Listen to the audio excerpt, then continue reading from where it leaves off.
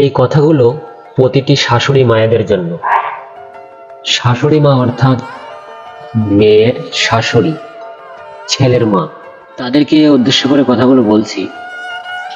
একটা মেয়ে যখন বাপের ঘর থেকে বাপ মা ভাই বোন আত্মীয় স্বজন পাড়া প্রতিবেশী সকলকে রেখে যখন একটা অচেনা জায়গায় যায়, একটা অন্য মানুষের ঘরে যায়, তখন তাকে বড় অসহায় অসহায় লাগে। শাশুড়ি মায়েরা কি করে, বেশ কিছুদিন যাওয়ার পরে বউয়ের দোষ ত্রুটি খোঁজে, ছোটখাটো ভুল।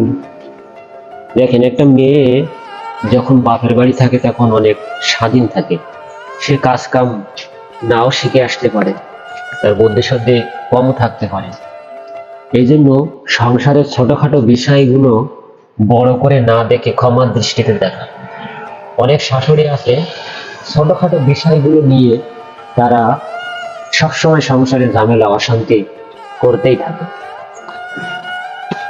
তো সকল মায়েদেরকে বলছি, আপনাদের বৌমাদের ছোটখাটো বিষয়গুলো বড় করে না দেখে ক্ষমার দৃষ্টিতে দেখা।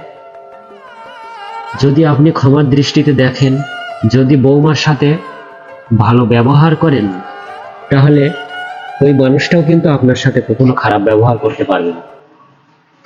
আপনি বৌমার সাথে যেমন ব্যবহার করবেন, ঠিক বৌমাও কিন্তু আপনার সাথে তেমনই ব্যবহার করবে।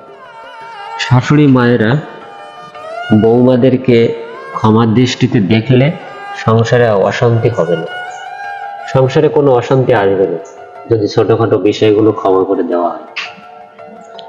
একটা কথা মনে রাখবেন, মেয়ে সবার ঘরেই আছে।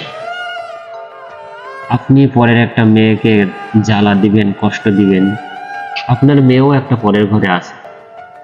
আপনি এখানে যতটা জ্বালাবেন, ঠিক আপনার মেয়েও কিন্তু ওইখানে অতটাই জ্বলবে।